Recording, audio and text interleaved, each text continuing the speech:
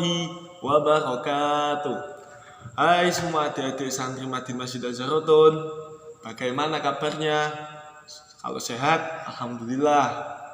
Nah, seperti biasa, sudah siapkah adik-adik semua mengikuti pembelajaran online pada sore hari ini?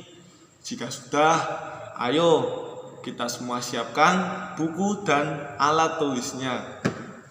Nah, seperti biasa, sebelum kita melakukan pembelajaran online, marilah kita berdoa terlebih dahulu. Bismillahirrahmanirrahim.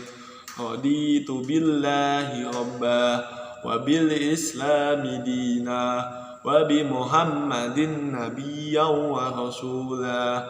Rabbi zidni ilma warzuqni fahma. Amin ya rabbal alamin. Nah, hari ini Mas Haji akan menjelaskan tentang macam-macam air. Kalau pertemuan kemarin kita kan membahas tentang macam-macam najis, sekarang kita akan membahas tentang macam-macam air.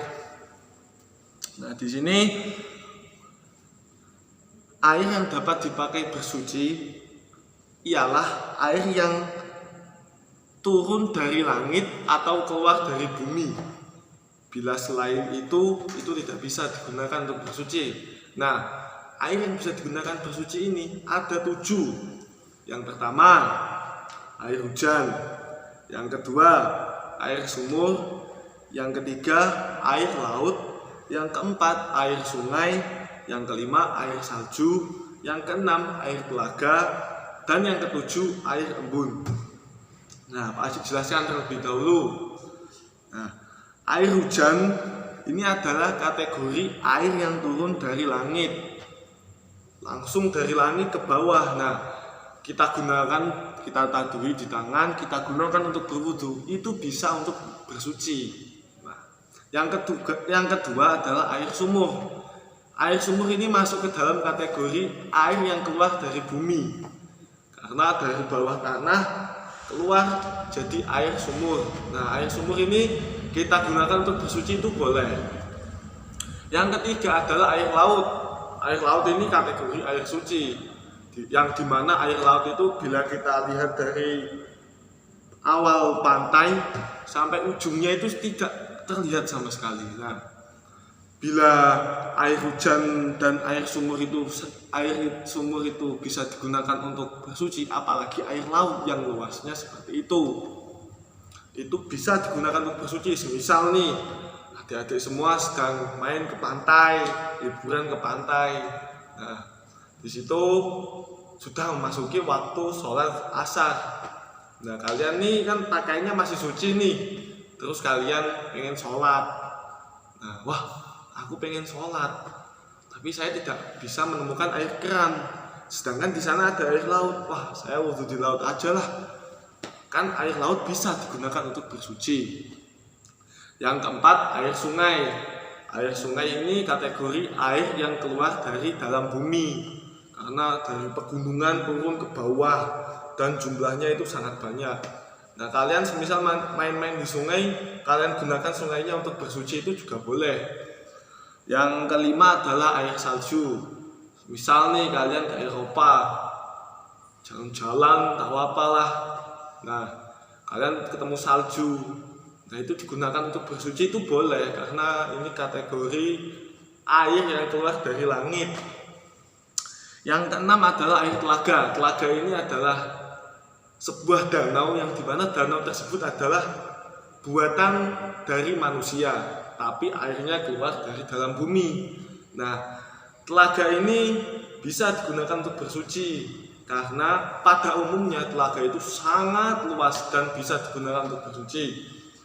Yang ketujuh adalah air embun. Nah, air embun ini kan turun dari langit. Semisal nih, kalian malam-malam menaruh ember di depan. Nah, pagi-pagi itu airnya itu penuh. Nah, di situ air embun itu bisa digunakan untuk bersuci. Nah, itu tadi ketujuh air yang bisa digunakan untuk bersuci. Ingat, semua air yang tadi harus ditulis. Pada saat pertemuan tatap muka dengan kelas alif untuk pendalaman materi tentang macam-macam air, Pak Haji harus sudah tahu tulisannya. Nah, dan juga pada saat pembelajaran tatap muka, Pak Haji akan mengulas kembali materi-materi yang kemarin Pak Haji sampaikan saat tatap muka. Jadi adik-adik semua harus lebih belajar giat lagi, karena nanti akan ada suatu surprise untuk adik-adik, ya hadiah lah atau apalah gitu. Nah, Pak Haji ulangi lagi untuk ditulis lagi ya. Macam-macam air yang bisa digunakan untuk bersuci itu ada 7. Yang pertama air hujan, yang kedua air sumur, yang ketiga air laut, yang keempat air sungai, yang kelima air salju, yang keenam air telaga, dan yang ketujuh air embun. Nah, itu tadi ketujuh air. Minggu depan harus ditulis. Ini PR semua untuk adik-adik. Untuk ke depan pada saat tatap muka, Pak Haji harus sudah ada tulisannya. Nanti Pak Haji koreksi. Setelah itu Pak Haji jelasin pendalaman tentang materi macam-macam air. Dan bila saat ada sesi pertanyaan, nanti Pak Haji tanya-tanyain. Dan bila ada dari adik-adik semua yang aktif, bisa menjawab semua pertanyaan, nanti Pak Haji kasih hadiah. Nah, cukup sekian dari Pak Haji. Bila ada perkataan yang salah atau masih lega-legu, Pak Haji minta maaf yang sebesar-besarnya. Pesan dari Pak Haji, tetap semangat, selalu mengaji, ingat Madin. Cukup sekian. Wassalamualaikum warahmatullahi wabarakatuh.